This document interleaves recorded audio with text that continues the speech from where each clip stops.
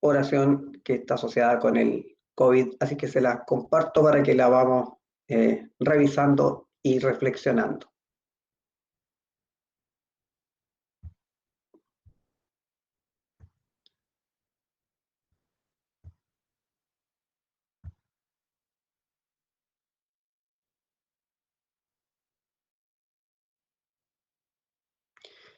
Comencemos el día entonces con esta oración. Como dice el título, oración en este tiempo de pandemia.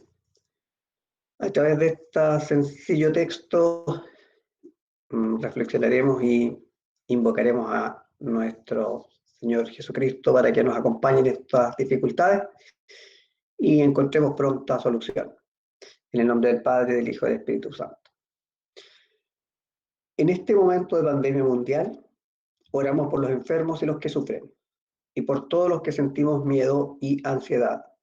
Agradecemos a todos los que se encuentran en primera línea, médicos, enfermeras, personal médico y hospitalario, cuidadores, familiares, amigos y desconocidos. Y oramos por su seguridad, salud y fortaleza.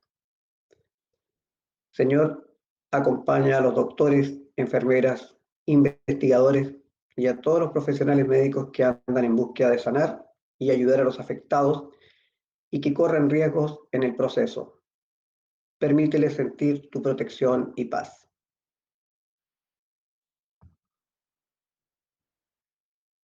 Acompaña a los líderes de todas las naciones. Dales la visión para actuar con amor y un verdadero interés en el bienestar de la gente que deben de servir.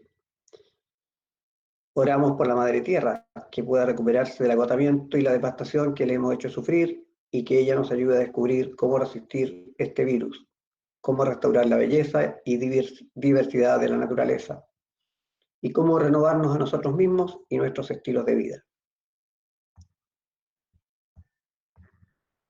Oramos unos por otros para que podamos ser precavidos sin estar paralizados, ejercer la responsabilidad social y pensar en los más débiles y vulnerables, encontrar formas creativas de conectarnos, mostrar cuidado y compartir compasión. Idear formas de ayudar a quienes se verán más gravemente afectados por las medidas adoptadas para abordar la crisis y escuchar y aprender de esta experiencia. Jesucristo, tú atravesaste pueblos y villas, curando toda dolencia y enfermedad. Por tu mandato los enfermos fueron curados. Acude a nuestra ayuda hoy, en medio de la propagación global del coronavirus, para que podamos sentir tu amor curativo. Cura a todos los enfermos con el virus, que puedan recuperar sus fuerzas, sánanos de nuestros temores, cúranos de nuestro orgullo, el cual nos hace asumir invulnerabilidad ante una enfermedad que no tiene límites. Jesucristo, sanador de todo, acompáñanos en estos tiempos de incertidumbre y pena. Con confianza clamamos al Dios de la vida y la esperanza por misericordia y curación. Amén. Bueno, empezamos así la mañana de hoy, entonces, y antes de comenzar, me gustaría recordar que les puse, ¿cierto?, a los que les interesara, para transformar ya definitivamente la nota con la que cerramos el primer periodo, que no es un semestre probablemente tal, pero es un primer periodo donde se juntaron todas las actividades que ustedes hicieron y lo representamos en un dato numérico, ¿cierto?, una nota que tiene un carácter formativo, y para que se transforme en una calificación hay distintas fórmulas. En mi caso yo hice la opción de darles la oportunidad de hacer una cosa complementaria con la misma temática que habíamos trabajado y que desarrollaran su creatividad e ingenio para buscar antecedentes sobre un personaje o un evento y armarlo como si fueran ustedes partes de una revista. Por lo tanto, el título, ¿cierto?, arriba, con letras más grandes, y luego en dos columnas el desarrollo de la entrevista o el desarrollo del comentario del hecho con sus implicancias. y eso bajo la fórmula de, como si fueran periodistas, decíamos, esa era la idea. O sea, en el fondo de hacer como un reportaje de la historia o ser reporteros de la historia. Una ficción, porque alguien, entre todas las preguntas que me hacían, era, pero ¿cómo voy a hacer hablar un personaje que ya está muerto? O sea, no sé, había poca empatía para entender que el desafío era que no solamente copiaran y pegaran de lo que pudieran googlear, sino que transformaran esa investigación en un texto que se pueda presentar bajo esa fórmula de una entrevista con un personaje que fue relevante y cómo sus acciones trascendieron y influyeron en los hechos. O tomar un hecho y ver los antecedentes del hecho, el desarrollo del hecho y las consecuencias del hecho, pero como un reporte, así como si yo estuviera en primera persona ahí observando el hecho. Observamos cómo las masas se dirigen al castillo, a la fortaleza de la Bastilla, y han comenzado a disparar, hay fuego cruzado. O sea, la idea es esa, o sea, es una ficción donde yo reporto un hecho y analizo después sus consecuencias y lo conecto con la realidad. Ese es el sentido. En el fondo no era un tremendo esfuerzo, solo es la forma la que hay que cambiar. ¿Y por qué pedí ese cambio de forma? Para que no fuera tan simple como copiar y pegar. Pues si era, hoy día ustedes pueden llegar a encontrar toda la información disponible, entonces está la información. El tema es cómo la manejan, la abordan para que sirva a los objetivos que hemos planteado. Y ese pequeño desafío incluso es una opción, o sea, el que no quiere hacerlo no lo hace, y el que lo hace y no le va tan bien no lo utiliza como nota. O sea, la idea es siempre en beneficio de ustedes, o sea, estamos todos trabajando para que a ustedes les vaya mejor, tengan NEM, etcétera, pero también con un pequeño trabajo a su parte. Así que eso es, bueno. Y lo segundo era recordar que estamos haciendo la introducción al siglo XIX en términos ya de porque ya empezamos el siglo XIX, la Revolución Francesa, Napoleón termina con el siglo XIX, pero hay otras revoluciones. Entonces, explicábamos en la clase anterior, y eso quiero que lo recordemos, que habían cuatro conceptos esenciales, así como en el siglo XVIII el concepto esencial era la razón. En el siglo XV y XVI, el concepto esencial era el humanismo y el renacimiento. Bueno, así como ya hablábamos de esos temas, hablábamos de los filósofos ilustrados, ahora para entrar en esta temática nueva que tiene que ver con las revoluciones en otros ámbitos, igualmente hay revoluciones políticas, pero hay revoluciones en la agricultura, en la forma de producir y trabajar, en lo que pasó con la población y su aumento muy rápido durante el siglo XIX y XX. Todos estos fenómenos son revoluciones, son grandes cambios. Y por eso la unidad de fondo que estamos trabajando se llama la era de las revoluciones. Así es que, antes de comenzar, recordemos así brevemente con voluntarios que quieran hacer un comentario más allá de solo definir, sino que ir un poquito más allá, con los cuatro conceptos esenciales.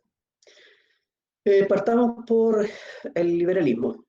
Alguien que me haga una pequeña explicación, les recuerda a los demás qué es el liberalismo como idea, qué alcances tiene, cómo se ha expresado.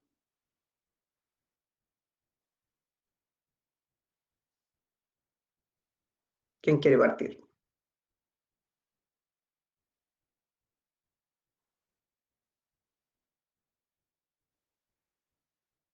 Están todos dormidos aún.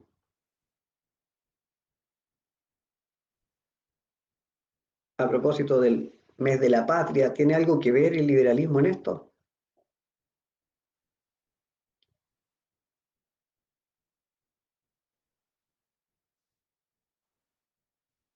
Nadie puede hacer un esfuerzo.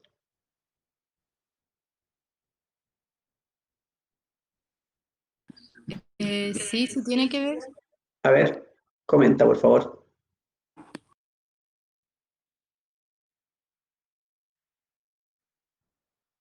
A ver, le ayudo un poco.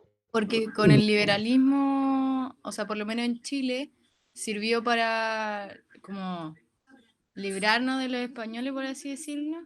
Y ahí nació como el patriotismo, como la idea de nación. Ya, Oh. O sea, de hecho los conceptos de nacionalismo, liberalismo, patriotismo están bastante vinculados. Pero el liberalismo, aparte de ser una ideología, un movimiento, una filosofía, una manera de visualizar las cosas, es muy importante porque ayuda a entender muy bien la visión respecto a las personas. Antes las personas eran súbditos de un rey y el liberalismo los pone en posición de ser hombres libres, con dignidad, con igualdad.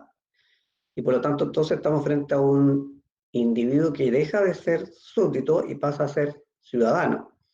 Y por lo tanto a ejercer algunos derechos y también a poder expresarse en todas las dimensiones de la vida con libertad, es decir, libertad de pensamiento, libertad de expresión, libertad religiosa. O sea, hay muchos elementos detrás del concepto de liberalismo que están vigentes y que son un soporte de la sociedad actual. Pero yendo un poquito más allá, el liberalismo decíamos que si bien tiene una expresión política, que está asociada con el Estado, la Constitución, los derechos, las libertades, eh, el derecho a voto. Bueno, esa es una dimensión del liberalismo, pero también el liberalismo tiene una dimensión económica. ¿Alguien puede aportar ahí?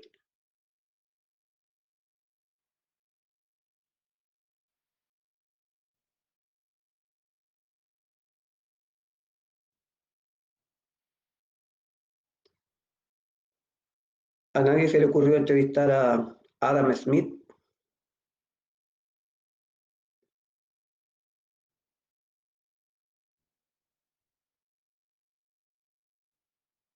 El liberalismo económico está asociado con la mano invisible, es una pista.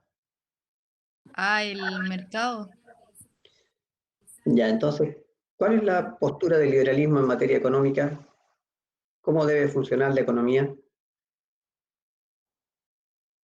Oferta y demanda. Mm, Bueno, es una ley de la economía. Para los liberales es muy importante, o sea, el liberalismo en materia económica supone que así como hay libertad de pensamiento, de expresión, de religión, Que el eh, Estado no intervenga. exacto, tiene que haber libertad para que la economía funcione por sí misma y por lo tanto la intervención del Estado sea mínima. El liberalismo se opone a el colbertismo o mercantilismo que tenían los franceses con los luises, se opone al monopolio, se opone a cualquier forma de intervención y postula que la economía tiene sus propias leyes y que los estados y las leyes tienen que favorecer la dinámica libre de la economía y explican la dinámica económica en función de esta idea, ¿cierto?, de la mano invisible, que en el fondo es el mercado. O sea, lo que maneja la economía es el mercado.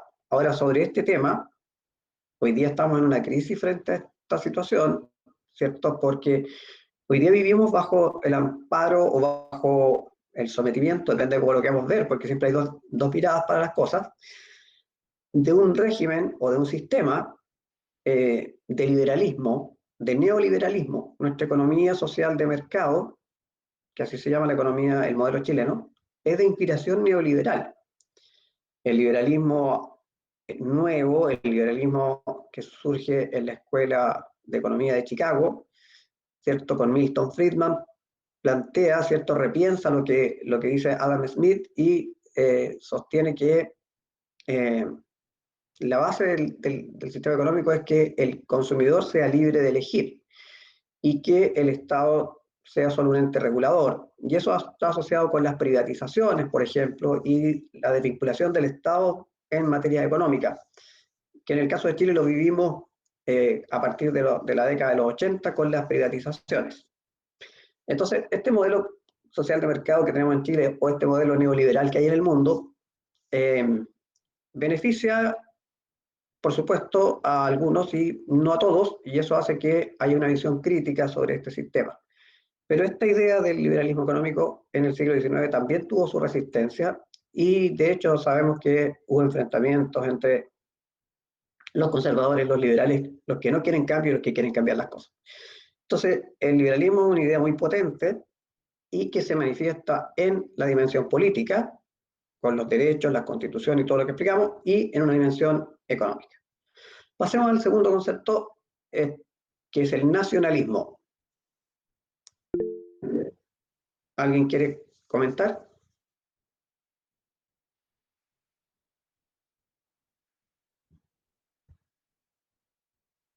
¿Alguien quiere comentar?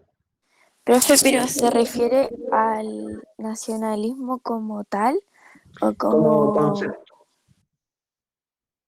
bueno, según yo es como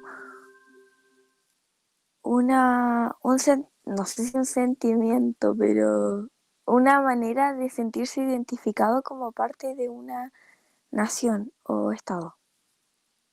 Ya, bueno, aquí es importante que clarifiquemos los conceptos. Nación, Estado, son dos conceptos distintos pero que se complementan, porque la nación es una parte del Estado. En la definición clásica de Estado es que el Estado es la nación, un elemento, políticamente organizada, otro elemento, en un territorio.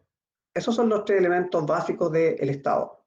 La nación, la política, la constitución y las leyes, y el territorio. Entonces, la nación es un elemento del Estado. Y la nación son las personas que se identifican con este concepto, ¿cierto?, de ser parte de algo. Entonces, en ese sentido, tú tienes razón, el concepto de nación tiene claramente que ver con identidad. Y cuando se exacerba o se impulsa esta idea de que nos reconozcamos como chilenos, eh, eso es una visión positiva, pero cuando vemos este nacionalismo utilizado para minimizar a otro, a otra nación, o considerarla daño, como es el nazismo, por ejemplo, que es ultranacionalista, ahí se torna peligroso. Bueno, todas las cosas, en la medida que no se usan en su justa medida, son complejas. Entonces, la idea de nación o de nacionalismo tiene que ver con esa idea de identidad, de reconocimiento, que va a impulsar a que en la búsqueda de la libertad para los que somos iguales se conforme el Estado moderno, los estados que hoy día existen. Y hubo luchas entonces que son liberales y nacionales en Europa, y la vemos también en América. Nuestro propio proceso de independencia, como ya se señalaba, es parte de estas revoluciones liberales y nacionales. Y así como el, el liberalismo tenía dos expresiones, también el nacionalismo podemos analizarlo para ver que se manifiesta de distinta manera. Por ejemplo, en las naciones poderosas que estaban entrando en la competencia productiva con la revolución industrial, que para allá vamos, eh, había una suerte de competencia permanente por quién produce lo mejor. Y ahí vemos entonces un nacionalismo explícito, manifestado en la publicidad, en la prensa, donde yo digo que los alemanes somos mejores que los ingleses, o que los ingleses somos mejores que los franceses, etc. O que si es chileno es bueno. Eso es como es un tema de nacionalismo explícito. Pero también existió un nacionalismo clandestino, porque como recordarán, después de la derrota de Napoleón, los representantes de la coalición, es decir, de los países que le ganaron a Napoleón, se repartieron el mundo a su pinta, como dicen ustedes, priorizando los intereses de cada monarquía, y el mapa de Europa se dibujó de nuevo, y las personas que se reconocían con una identidad quedaron sometidas políticamente a otro gobierno. El ejemplo que ya les di la vez pasada fue el caso de Italia, que el norte de Italia quedó dentro de Austria o del Imperio Austrohúngaro. Entonces esos italianos obviamente no quieren que sus hijos nazcan con una cultura alemana, con una lengua obligatoria alemana, con una educación alemana, porque ellos son latinos, tienen otra manera de ser. Entonces, en esos territorios donde arbitrariamente las personas quedaron incluidas en un territorio más grande, en un imperio, hubo una resistencia a ser parte de eso. Y en ese caso, el nacionalismo es clandestino, porque no se puede expresar. Y ese es el mejor ejemplo para entender esa dimensión del nacionalismo, es la mano negra. ¿Se recuerdan cuando usamos esa expresión?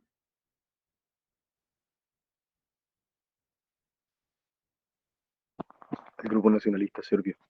Ya, cuando veíamos entonces el caso de Serbia.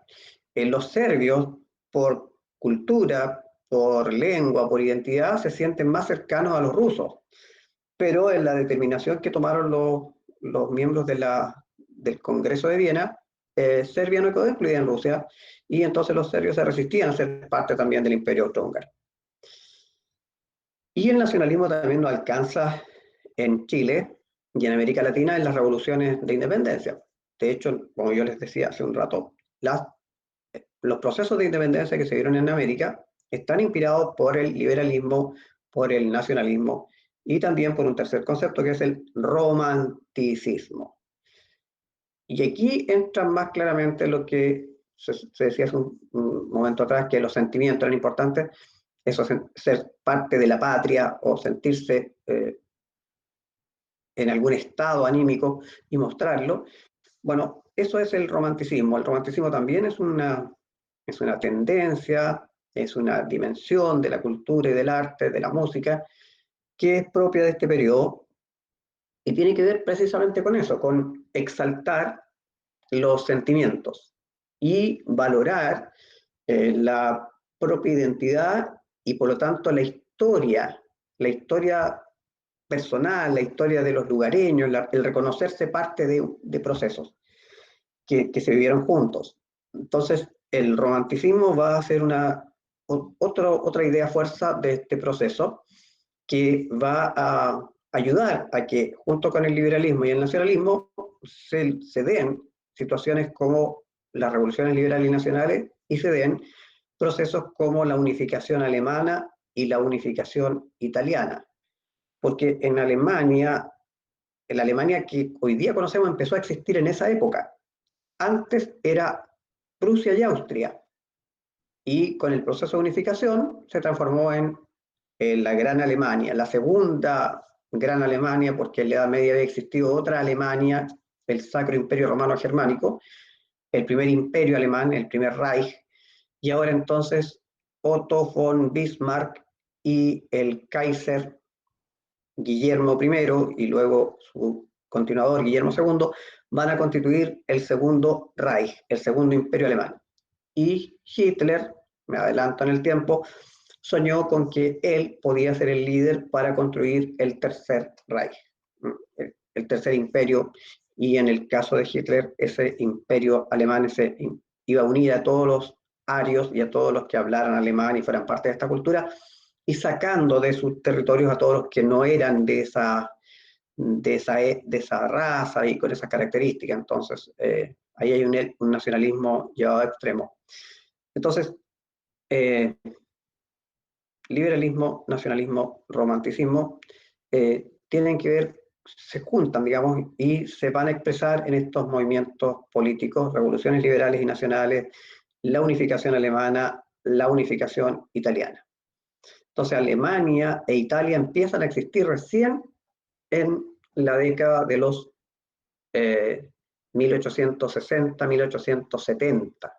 Y por eso también se los comenté, Italia y Alemania, tal como la entendemos hoy día como república, son repúblicas más jóvenes que la República de Chile, que comenzó a existir a comienzos del siglo XIX. Recordemos que en 1818 Chile se declara república independiente y comienza a elaborar constituciones, ¿cierto?, para ser reconocido como un Estado, y el Estado de Chile, por lo tanto, ya cumplió más de 200 años, ¿cierto? Ya celebramos el bicentenario, porque tomamos como referencia 1810, aunque en realidad el proceso se completó en 1818, pero de todas maneras, no importa ese detalle de esa diferencia, Chile como república, como Estado moderno, es más antiguo que la República Italiana,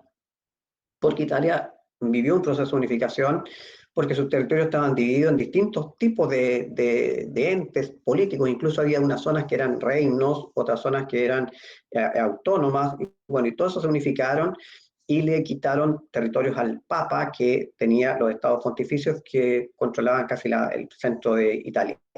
Entonces, la nueva Italia nace con líderes nacionalistas liberales como son Mazzini, Garibaldi, los camisas rojas, ¿ya? Y ponen en el poder a Víctor Manuel II, pero después se van a transformar en república. Y en el caso alemán, y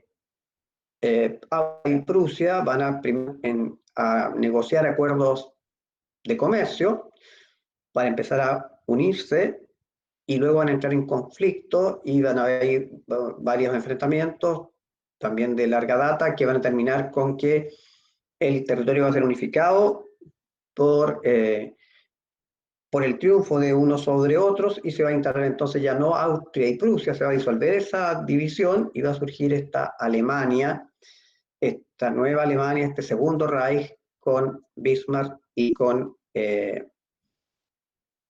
el Kaiser significa emperador, Guillermo I. Ya, entonces, liberalismo, nacionalismo, romanticismo. Pero el romanticismo también tiene expresión en el arte, en la literatura, en la música, y tiene que ver con el tema de los sentimientos, decíamos. Y en la música vemos como, por ejemplo, el mejor ejemplo, y por eso se los dejé, yo sé que ya no lo han visto y no lo van a ver, pero bueno, ya, ¿qué le vamos a hacer?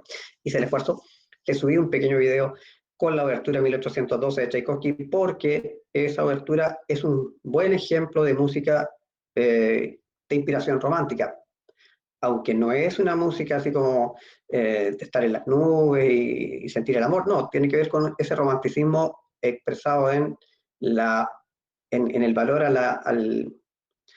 la patria y el valor a los héroes.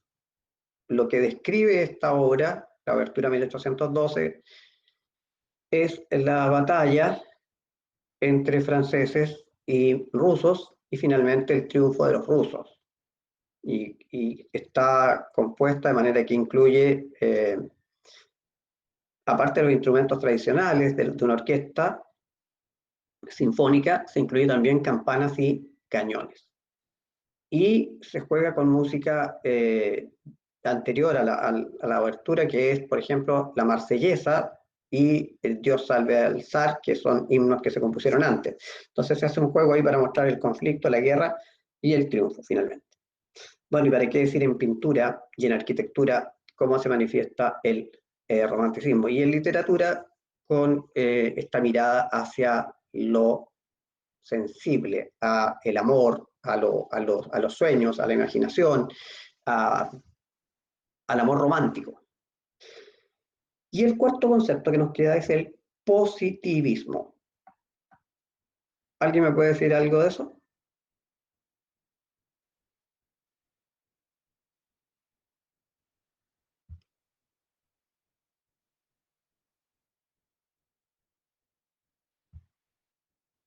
A ver, solo para recordar, ahí tenemos el resumen de lo que fue el proceso de Italia y Alemania con el nacionalismo. Me saltó el romanticismo, tiene que ver con esta idea de lo irracional, los sentimientos, el espíritu comunitario. El romanticismo es podríamos decir, es antirracional, o sea, va en contra del racionalismo del siglo XVIII y busca entonces exaltar por sobre todas las cosas los sentimientos.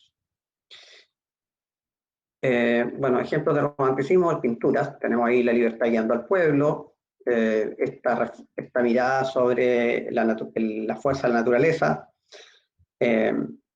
algunos mitos que se representan de esta manera, etc.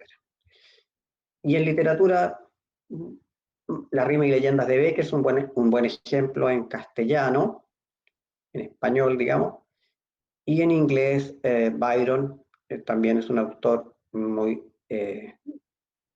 buen ejemplo para este tema del romanticismo. Y arquitectura romántica tenemos estos edificios como en Inglaterra o en Francia, son edificios que ocupan un lugar importante, hoy día el Parlamento, Teatro de la Ópera, en España también, bueno. Pero el cuarto concepto era el positivismo, y el positivismo tiene que ver con el desarrollo científico. Y si el racionalismo se basaba en la comprobación, en la búsqueda de leyes, como la ley de Newton, el positivismo lo que busca es demostrar a través de los datos la existencia de alguna conclusión. Y así funciona la ciencia moderna hoy día. Claramente el positivismo lo tenemos presente todos los días en los informes que se dan sobre el COVID, ¿cierto? Se trabaja con datos y se hace proyecciones en base a datos. La ciencia está basada en el manejo de los datos. Y algunas ciencias que tuvieron un especial impulso con el positivismo fue, por ejemplo, la biología. Y esto está asociado con la búsqueda de explicación para las enfermedades y el trabajo con el microscopio y las bacterias.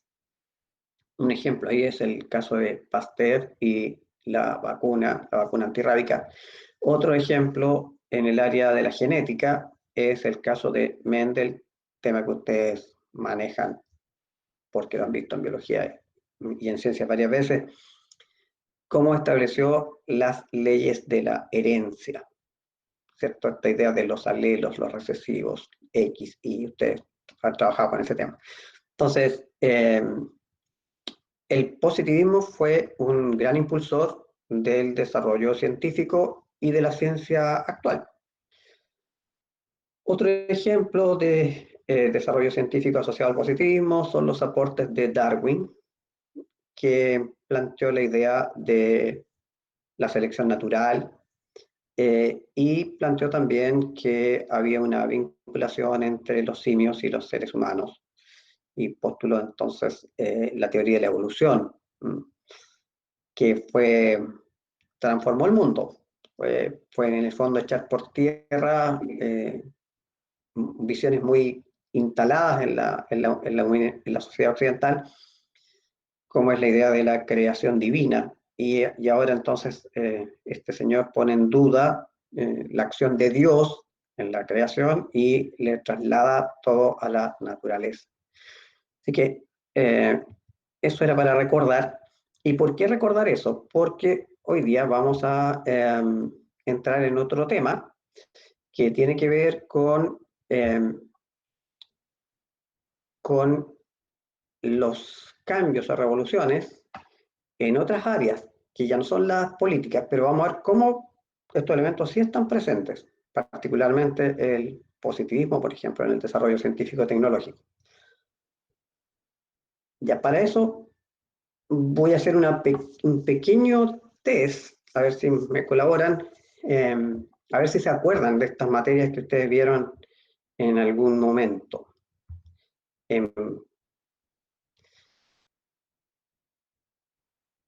A ver, aquí quiero que me vayan respondiendo. La idea es que nos sirva esto como un diagnóstico para luego revisar el tema. Miren, son preguntas súper simples, ¿cierto? Sencillas como para séptimo, quinto básico. Obvio que no está la materia porque no la hemos revisado aún, pero ustedes a lo mejor la recuerdan. Y de acuerdo a lo que hemos conversado, a ver, ¿cuándo tuvo lugar el apogeo de la primera revolución industrial?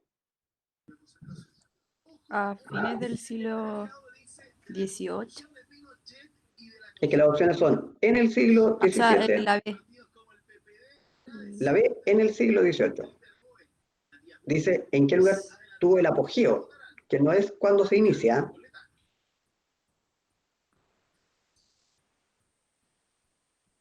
El apogeo de la primera revolución industrial tiene que Entonces ver con, en el siglo XIX, porque ahí empezó a expandirse como a Bélgica claro, y el y... ferrocarril Sí, y el exacto. barco a vapor. No. Entonces es distinto preguntar cuándo comienza, cuándo tiene su apogeo. Vamos a la siguiente. ¿Dónde tuvo lugar por primera vez la revolución industrial? ¿Dónde parte? Inglaterra. Inglaterra. Inglaterra, ¿cierto? ¿Qué recursos naturales fueron base para la primera revolución industrial? De los que están ahí, hay más, obviamente, pero de los que están en las alternativas, ¿cuáles sirven para la primera revolución industrial?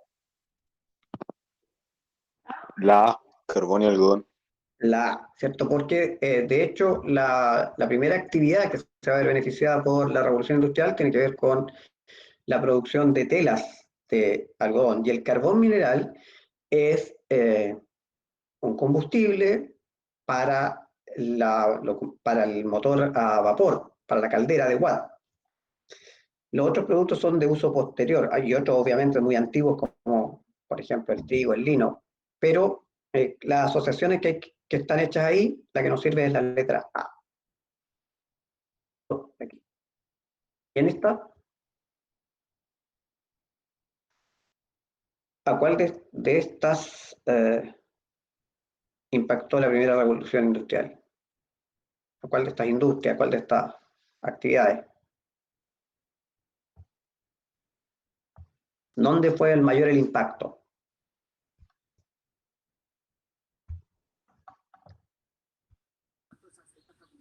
La D. ¿Perdón? La D, ¿Ah? industria química. Como el La industria química. petróleo, la O la B. electricidad. La respuesta correcta es la letra Ah, D, ah, porque el petróleo y la industria química son de la segunda revolución industrial. ¿Ya? Y la actividad forestal, la industria forestal es posterior. Ya, seguimos. 5. Para que tuviera lugar la revolución industrial fue necesario uno de estos factores.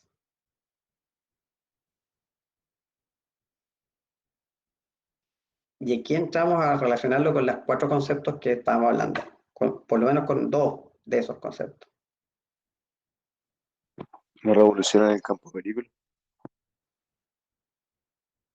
Es que la revolución en el campo agrícola va a ser parte de la revolución industrial. O sea, la revolución industrial va a llevar también a producir y trabajar de manera distinta en el campo. Pero la pregunta es, para que tuviera lugar, es decir, ¿cuál es un factor previo? O sea, ¿qué tiene que darse antes de que pueda surgir la industrialización? ¿Qué hay que superar previamente?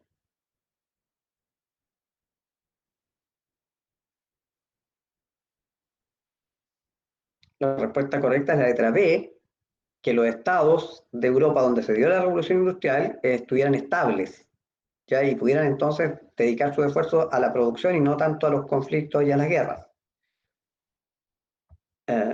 Siguiente. El elemento esencial en la industrialización fue, para comenzar a introducir fuerzas nuevas, para producir y trabajar de otra manera. la D, máquina de vapor.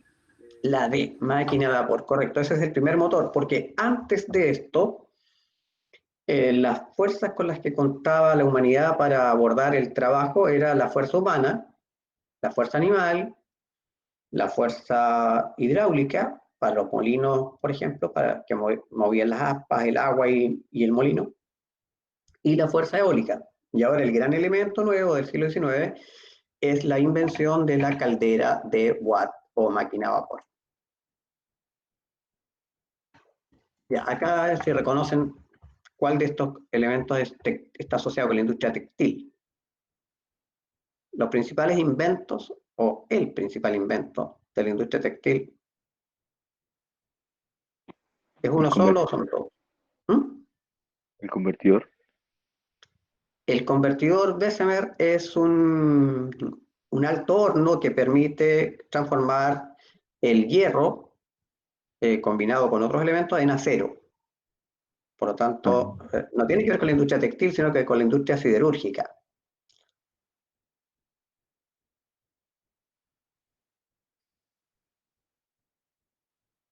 Lo más probable es La, que les complique el la concepto. A. Es la letra A, ¿cierto? La lanzadera volante es un dispositivo que se inventa para reemplazar el telar manual, donde la persona iba pasando la lana con sus manos, ahora lo va a hacer una máquina. Ocho, la rama del sector textil, porque ya sabemos que el sector textil, ¿dónde partió esto, cierto? De la industria textil en Inglaterra. La rama del sector textil más activa durante la Revolución Industrial fue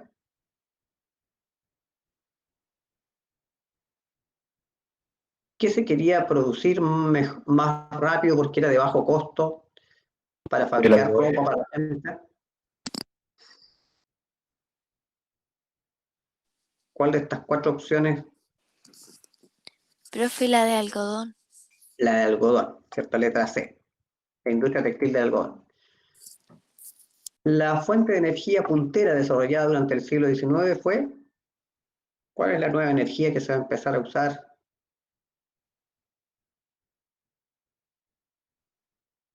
en el siglo XIX?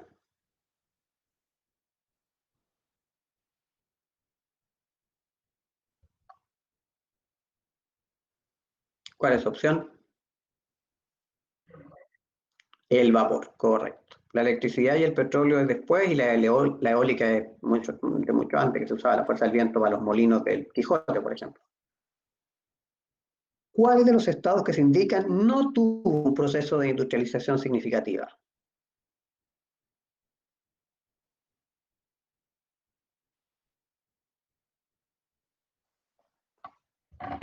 ¿O en cuál no se dio este Rusia, proceso de revolución de manera significativa? profe, Rusia, ¿o no? Rusia. Rusia quedó atrasado igual como España, igual como Italia, eh, igual como Francia, pero Estados Unidos, el Reino Unido, Alemania, Japón fueron las potencias de esta revolución. A ver, si miran con atención aquí esta publicidad,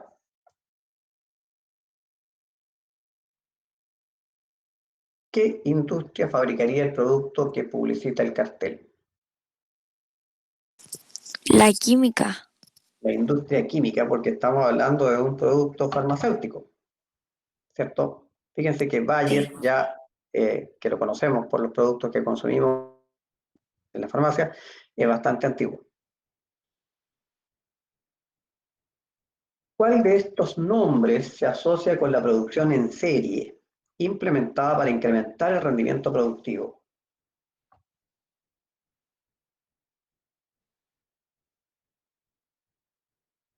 Henry Ford, Henry Ford. ¿Y en qué actividad productiva, en qué industria? en la automovilística, los Ford, El Ford, automotriz. sí. Ya. Y los otros personajes que están ahí, ¿con qué los asociamos? Por ejemplo, Fulton.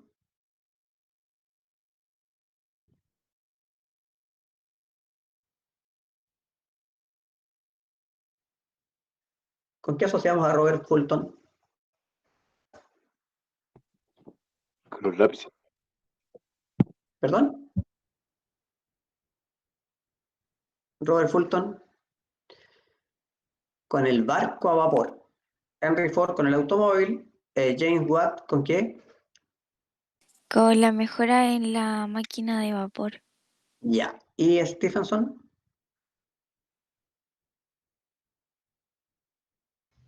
Con algo de los trenes, ¿o no? Exacto, con el ferrocarril, con el uso de la caldera de Watt en el ferrocarril. La revolución industrial supuso en materia demográfica, es decir, ¿qué pasó con la población? ¿Cuál fue el efecto?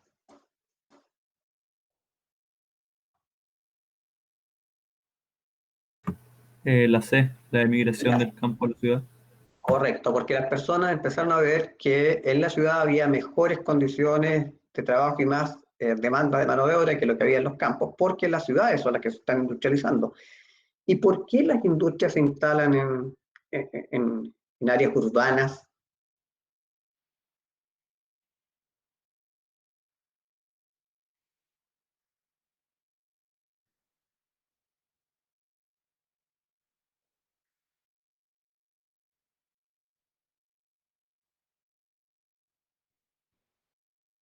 ¿Por qué las industrias están asociadas con áreas urbanas y no con zonas rurales?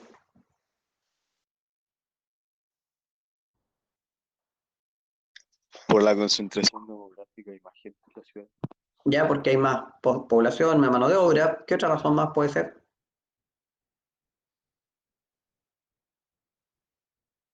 Porque es más fácil conseguir los recursos para abastecer la fábrica.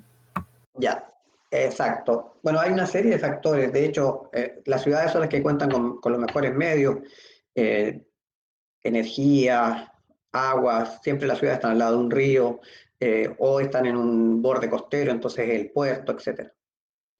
Ya, 14. La situación de la población antes de la revolución industrial. El régimen demográfico antiguo se caracterizaba por qué pasaba con la situación de la natalidad y la mortalidad. Altas tasas de natalidad y de mortalidad. Correcto, la letra A es la correcta, ¿cierto? La llamada industria doméstica, la que había antes del desarrollo de la revolución industrial. ¿Cuál fue su característica?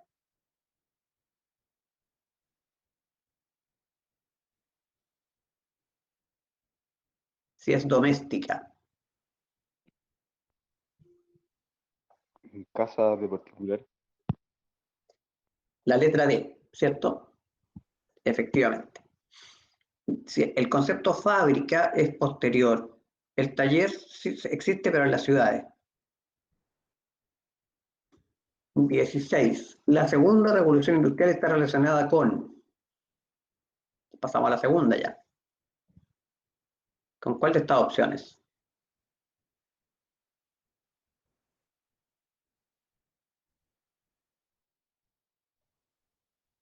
Con la industria siderúrgica. Con la industria cirúrgica, la producción de acero, efectivamente. Entre las consecuencias de la revolución industrial se debe incluir solo la A, solo la B, solo la C o todas. Todas. Todas. Todas, ¿cierto? Ya. A Karl Marx y Federico Engels lo relacionamos con... Eso tiene que ver con la cuestión social. ¿Con qué relacionamos Socialismo utópico. con el socialismo? Utópico. ¿Utópico o científico? Científico creo. Científico, ¿cierto? El socialismo utópico es de ideas más irrealizables, más... Ya lo vamos a ver con más detalle, ¿ya? Esto es solamente un ejercicio previo. ¿Y qué es el ludismo?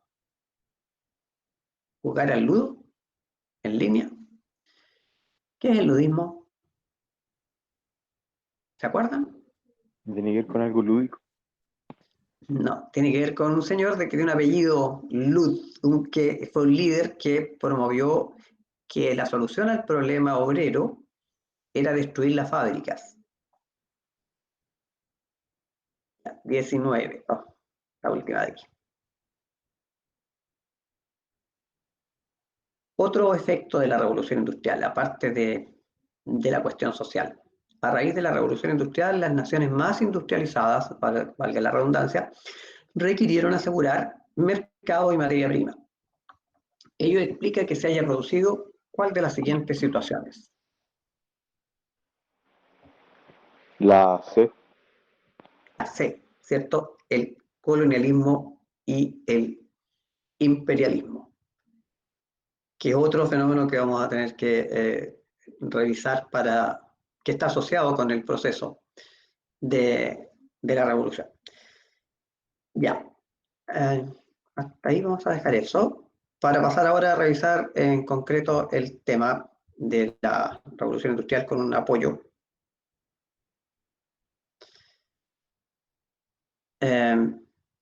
Lo que hice acá fue hacer una selección de imágenes más que nada para que nos ayudara a lo que vamos a ir conversando. Y aquí les voy a recordar todo lo que vimos ahí en ese diagnóstico que acabamos de hacer. Bueno, como siempre, la mirada que tenemos desde cuarto medio con los hechos no es el hecho en sí, sino que es de dónde o sea, cuáles son los antecedentes, de dónde vienen las situaciones, cuáles son los elementos previos y cuál es el efecto y cómo llegamos hasta nosotros con ese efecto. Ya, o sea, ver los elementos de continuidad que vienen de antes y cambios que se producen y la vigencia de esos procesos en nuestra realidad que nos toca vivir. Para motivar nomás el comienzo de la reflexión sobre este tema, a ver, cuando hablamos de revolución industrial estamos hablando de un cambio en la forma de producir y trabajar. Un cambio tan importante que va a dar vuelta a todas las fórmulas tradicionales y va a generar problemas nuevos. Por eso es una revolución. Aquí hay dos ideas. La imagen por un lado y la frase por otro lado. Partamos por la imagen primero. ¿Qué les dice esta imagen?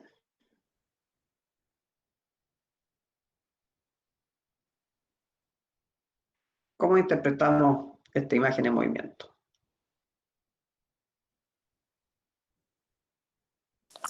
Como que se maneja por sí misma. Ya, o sea, hay una máquina, ¿cierto?, que genera un movimiento de alguna manera. Este diagrama, ¿a qué máquina aludirá?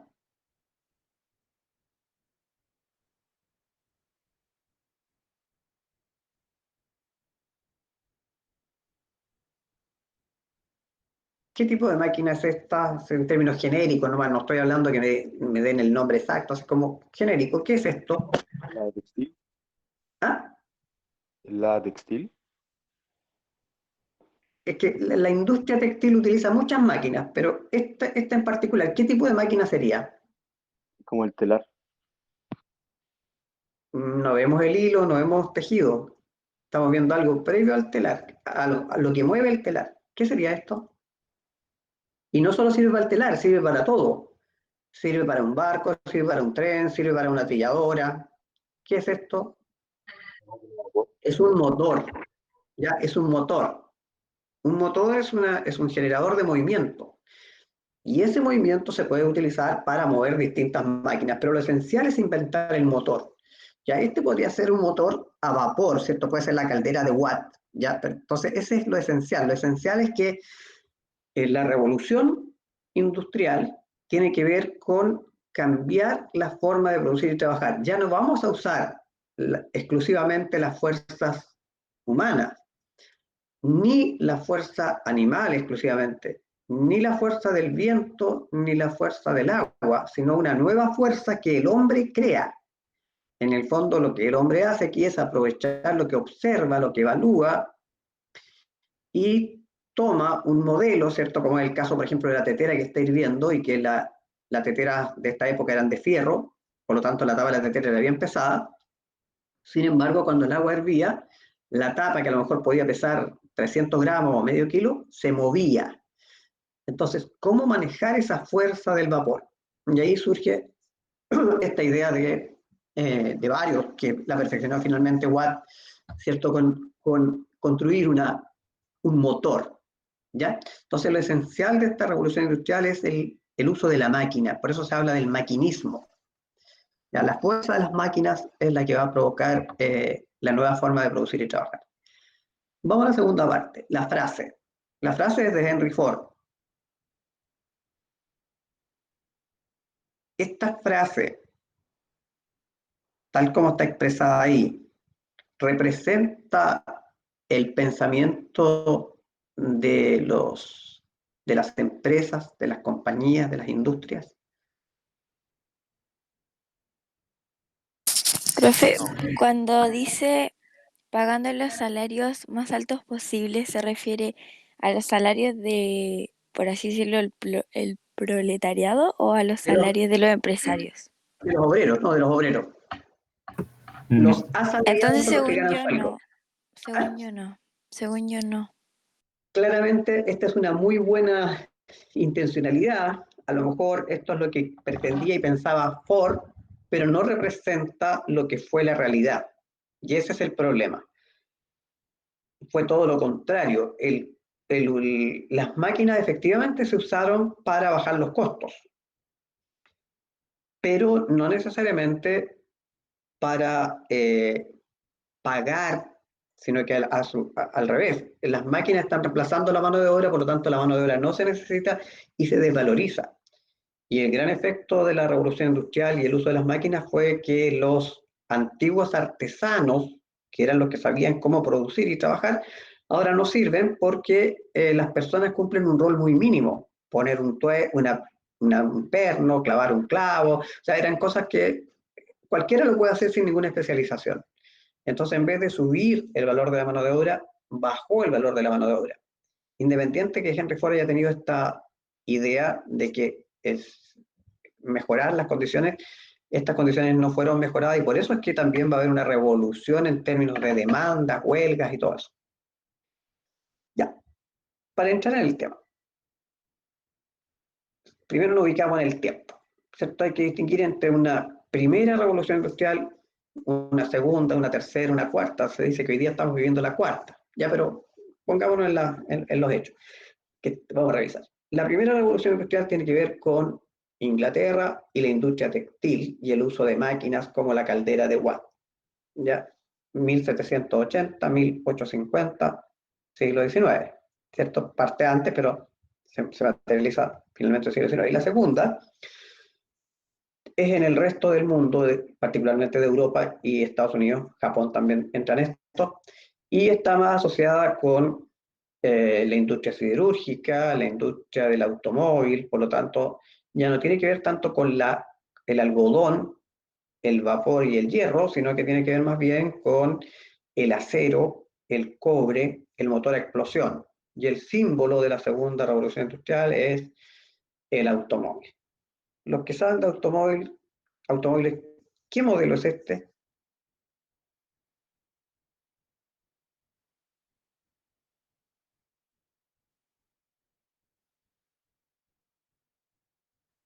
No es el modelo T, profe. El modelo T. El modelo T de Ford, ¿cierto? El auto económico que era para todos. Ya. Bueno, entonces, entrando en materia, ¿por qué hablamos de revolución? Porque pasamos de un taller donde, como vemos ahí en esa imagen, dos personas, ¿cierto?, con algunos artilugios o pequeñas estructuras de madera o piezas o herramientas, fabricaban productos. ¿Qué es lo nuevo? Que al incorporar nuevas fuentes de energía y nuevas máquinas, pasamos entonces de el taller a la fábrica. Esa es la revolución, ¿cierto? Del taller a la fábrica, de la producción doméstica a la producción industrial. Y eso consecuentemente va asociado con los espacios físicos, el volumen de producción, los costos de producción, etc. Un taller es chiquitito, una fábrica es inmensa. En un taller trabajan 2 operarios, en una fábrica trabajan miles de operarios. Los costos de un taller son altos y las piezas son únicas. En una fábrica los costos se reducen y las piezas son muchas y todas iguales, producción en serie. ¿Dónde partió esto? En Inglaterra, ¿cierto? En Inglaterra, que vivía una condición distinta al resto de Europa, donde no habían conflictos, porque Inglaterra ya había superado los conflictos políticos y estaba estable. Entonces había aquí una monarquía constitucional, había un tipo de persona con mucho interés en el desarrollo económico, empresarios, ¿cierto? Había fuerza de trabajo, había materia prima, había mercado, había estabilidad política, que van a permitir que sea Inglaterra donde parta la revolución industrial. Y como observamos en la segunda lámina, lo que vemos ahí es el proceso del algodón.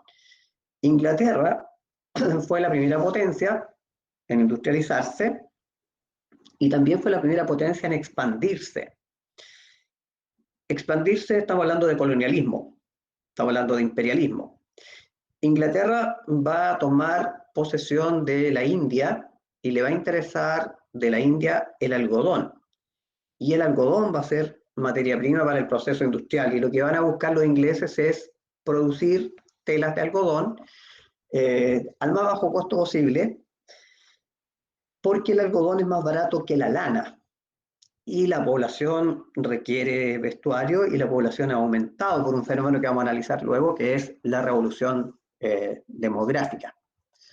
Entonces, En Inglaterra parte esta revolución industrial asociada a la industria textil y los principales recursos naturales que se van a emplear en esta primera fase de revolución es el carbón mineral o carbón coque, que va a ser el combustible para la locomotora, el algodón, que es la materia prima para fabricar telas, y el hierro, que va a servir para fabricar las piezas y partes de las máquinas.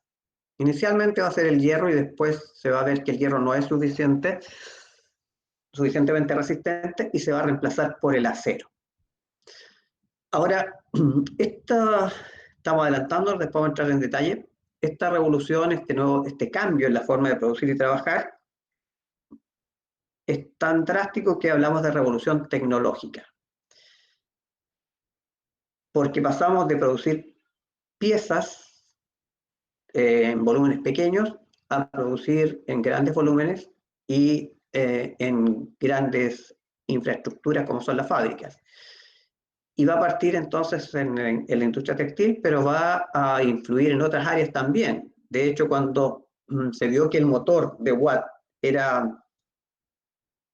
producía un movimiento que podía ser aprovechado en distintas máquinas, se pensó en el traslado de las mercancías y se llegó entonces a utilizar este motor a vapor para mover ferrocarriles y mover barcos. Entonces, como pueden darse cuenta, aquí están entremezcladas las cosas.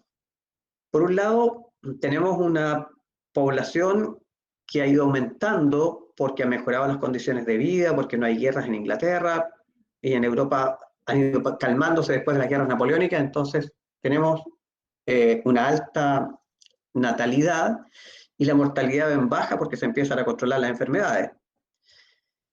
Para alimentar esa población necesitamos tierras. Entonces los bosques que existían van a ser reemplazados por tierras de uso agrícola.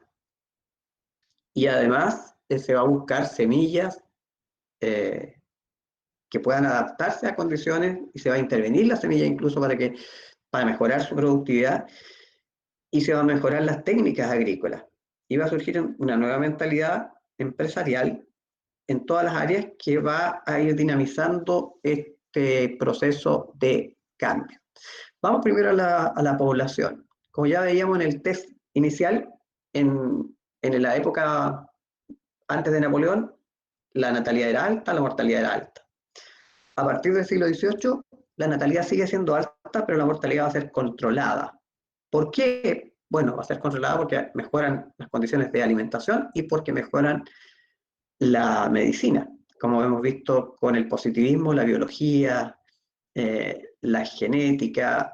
Van a haber muchos avances que van a permitir controlar enfermedades, incluso se inventó la vacuna. Entonces, se pone freno a algunas epidemias, se mejora la higiene, aparece la vacuna, como consecuencia la población va a aumentar. ¿Ya? Y aumenta simplemente porque las tasas de natalidad siguen siendo altas y la mortalidad baja. Entonces, hay un aumento de la población. Y ese aumento de la población se llama revolución demográfica, porque se pasó de un ritmo lento a un ritmo acelerado. Y ese cambio está asociado con, como ya decíamos, que mejorara la alimentación y mejorara la medicina.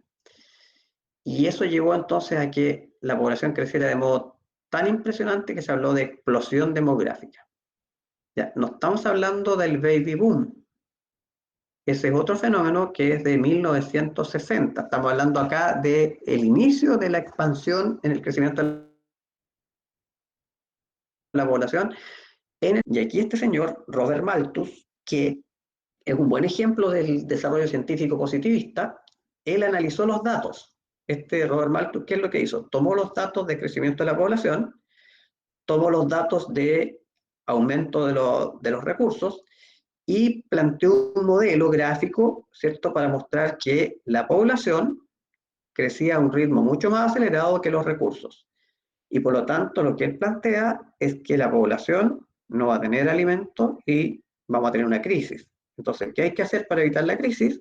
Controlar la natalidad y planificar la familia. Entonces, Robert Malthus ve como negro el futuro y hay que buscar una solución. Otro fenómeno asociado a la revolución demográfica es la migración del campo a la ciudad por el desarrollo industrial. Estos datos nos permiten ver esta diferencia entre la natalidad y mortalidad. Aquí vemos lo que ocurre con la natalidad y la mortalidad en distintos momentos y podemos apreciar entonces cómo en el periodo que está con azul, que sería 1810-1820, se nota mucho más la reducción de la mortalidad. La natalidad como que se mantiene en el mismo nivel, ligeramente baja un poco, pero la mortalidad va en descenso claramente. Entonces, de esa diferencia tenemos el fenómeno de la revolución demográfica.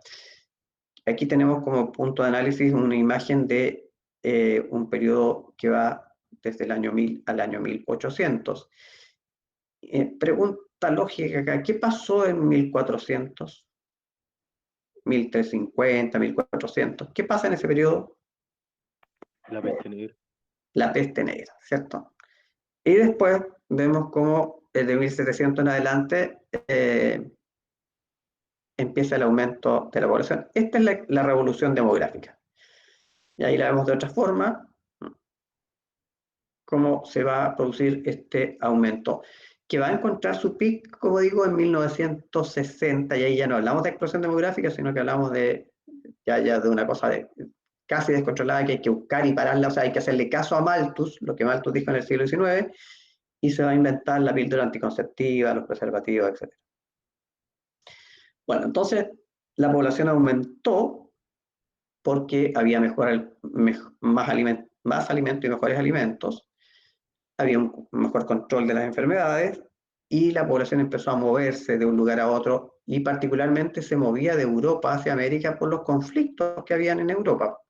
Estas guerras, las revoluciones liberales y nacionales y la unificación italiana, la unificación alemana, son factores que van a hacer que muchas personas se desplacen, ¿ya? Y se desplacen, por ejemplo, a este nuevo mundo, ¿cierto? Que es América y particularmente a los Estados Unidos que están en proceso de... Los norteamericanos, ¿se acuerdan que las 13 colonias están en la costa este, están en el lado del Atlántico, y van a empezar la conquista del oeste? Entonces va a haber tierras vacías que se le arrebatan a los indígenas y que van siendo ocupadas por el hombre blanco, y ahí entonces llegan irlandeses principalmente, bueno, y de todas las naciones en realidad, pero los irlandeses son un contingente importante de personas que llegan a los Estados Unidos en esta época. Otra revolución, otro cambio importante, tiene que ver con lo que pasó en la agricultura. Las formas de producir y trabajar que habían generaban una rentabilidad o una productividad baja. ¿Por qué? Porque las tierras se agotaban, porque se cultivaba siempre lo mismo y todos los años el mismo espacio. Y la visión científica de la actividad agrícola y ganadera llevó a que se estudiara y se hicieran análisis y se trabajara con datos para ver cómo mejorar el rendimiento productivo y las especies animales, cómo aumentar la producción de leche, la producción de carne, y eso llevó entonces a cambiar la forma de producir y trabajar. La vamos a ver enseguida. La primera es rotar los cultivos, es dejar la tierra en descanso o en barbecho por un periodo de 1 año o 2 años y transformar entonces el campo no en un espacio abierto donde se cultivara siempre, sino que dividirlo en 3 partes o en 4 partes y rotar con los cultivos. Hay que hacer que la tierra se recupere, entonces, por ejemplo, un cultivo como pueden ser papas o remolacha, que crecen bajo tierra, oxigenan la tierra. Y después plantamos trigo, y después dejamos descansar, y después plantamos de nuevo remolacha, etc. O sea, esa es la rotación. Y eso hace que la tierra se recupere y produzca más. Por otro lado, se empezó a experimentar con razas de animales que se adaptaban mejor a ciertas condiciones. Y eso explica, por ejemplo, que cada país fue tomando decisiones respecto de la ganadería. No sé si se han fijado en las películas o porque han viajado, que si uno va a Argentina, Brasil, y compara las vacas con las chilenas, no son las mismas. son tienen otras características. Por ejemplo, las vacas paraguayas o brasileñas de la zona del Chaco son huesudas, de cuernos largos, no tienen ningún parecido a nuestras vacas. Y en Chile también nosotros tenemos 2 o 3 especies preferentemente, ¿cierto? Hay vacas de leche y o sea, animal vacuno de leche y de carne. Entonces, todo esto es producto del análisis y de lo que se llama el estudio científico de las especies, que hizo nacer, por ejemplo, lugares de experimentación agrícola, la Quinta Normal. La Quinta Normal en Santiago, ¿cierto? Hoy día es un museo, esa zona. Bueno, ahí se practicó, se cultivaron especies de trigo, especies de maíz, que se para ver cuáles se adaptaban mejor y cuáles eran más productivas. O sea, se empezó a trabajar entonces aquí de manera científica con las semillas y con los animales, y incluso se intervino alguna semilla, empezó toda la ingeniería genética, pero lo inicial fue seleccionar, ¿ya? Y eso va a permitir entonces que la ley de Malthus no se cumpla. ¿Cuál era la ley de Malthus? ¿Qué es lo que decía Malthus? Baja la natalidad. Malthus decía que la población se iba a morir de hambre porque la población estaba creciendo muy rápido, entonces había que controlarla. Y él decía que si no se controlaba, los recursos no iban a alcanzar. Pero, como hubo una revolución agrícola, los recursos sí empezaron a alcanzar, aunque nunca al mismo ritmo que la población. Pues, de hecho, por eso tenemos zonas todavía con hambre, todo lo que es África y algunos lugares interiores de América también. Entre los cambios en la producción agrícola, lo esencial tiene que ver un poco con esto, del campo abierto a dividir en potreros. Eso es básicamente estas expresiones en inglés. Del campo abierto a las parcelas o a la parcelización para distintos cultivos. Otro hecho importante en la agricultura fue la incorporación de máquinas también a la agricultura, el arado, por ejemplo, y que la mentalidad de los empresarios, dueños de haciendas y fondos, cambiara, que rompieran el esquema de seguir produciendo lo mismo que habían producido por siglos, sino que buscar opciones que fueran más efectivas para así aumentar la productividad y poder responder a alimentar a esta población. O sea, la revolución agrícola está en función del crecimiento demográfico. O sea, las demandas de alimentación llevan a que se hagan cambios en la agricultura. Así entonces, los aportes de la agricultura a la revolución industrial, lo vemos aquí, están asociados con nuevas formas de regar, crear canales, tranques, mejorar la irrigación, rotar los cultivos, usar abono, usar maquinaria. Y me detengo en esto de usar abono, porque aquí entra Chile en un rol importante y protagónico. En esta búsqueda de abonos, los abonos que se habían usado, por ejemplo, eran las sobras de la producción de trigo, la paja, que se acumulaba para que se pudriera y después se utilizaba como abono. O en la costa se usó como abono el excremento de las aves. Entonces, había que buscar forma de que la tierra recuperara sus condiciones, y se descubrió el salitre, y el salitre es el que abunda en las costas de América y particularmente en el territorio en ese tiempo boliviano. Y los chilenos empezaron a explotar salitre en Bolivia, pagando los derechos, por supuesto, y exportando. Y aquí entonces Chile va a vivir un conflicto muy importante, que es la Guerra del Salitre o la Guerra del Pacífico, que finalmente va a ser ganada por Chile, pero con apoyos extranjeros, particularmente alemanes, por ejemplo. El Kaiser Guillermo y Bismarck apoyaron a los chilenos con estrategias militares, etc. Chile ganó la Guerra del Pacífico y se va a convertir entonces en el único proveedor de salitre para Europa. Y Chile va a prosperar económicamente, y también van a prosperar mucho los británicos, porque los británicos compraron los derechos de la explotación. El Estado solo recibe los impuestos. Entonces, vamos a ver aquí que hay un rol importante de Chile como abastecedor de abono, de salitre. Y a su vez, otra área que veremos después, este mismo salitre va a ser materia prima para fabricar pólvora, porque va a haber otro tema en el desarrollo de la industria química, que es el fabricar pólvora y explosivos, porque estas naciones europeas estaban en tensión y estaban preparándose para enfrentarse en algún momento. O sea, vamos a pasar de la paz a la guerra de nuevo, y la preparación de la guerra se va a llamar la paz armada.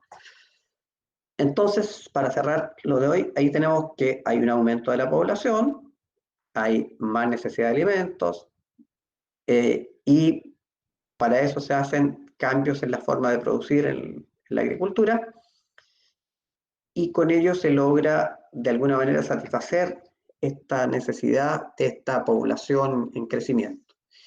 Con todos los cambios que se hicieron en la agricultura, la revolución agrícola logró aumentar el rendimiento en un 90%.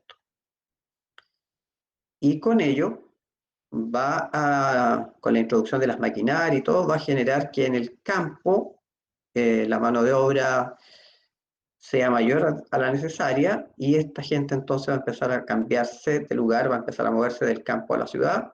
¿Y a dónde? A la industria. Entonces, la revolución industrial, la revolución agrícola, la revolución demográfica, hay que verlas como integradas. Ya, dejémoslo hasta ahí. Vamos a las preguntas ahora, si tienen preguntas.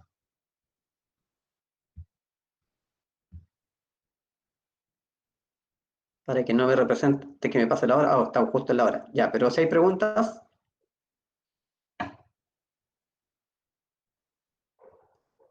¿Preguntas? Yo ninguna, profe. Nada. Ya, pues sería entonces por ahí. No se olviden de mandarme los que decidieron hacer ese trabajo adicional para mejorar nota. Los que no se quedan con la nota nomás. Respeten las formas, los aspectos de forma y de contenido, para que tengan todo el puntaje y así mejoren su nota. Aunque las notas están bastante buenas, así que. Pero igual, los que quieren hacerlo tienen su derecho a hacerlo, esa es la idea. Nada más, entonces, vayan a desayunar. Entonces, para la siguiente clase, los que no han desayunado no alcanzan a ducharse ya. Ya pues, nos vemos entonces la próxima semana. Chao, profe. Chao, Chao. profe, que Chao, esté profe. bien. Chao, chao. Chao. Chao, Nos vemos. profe.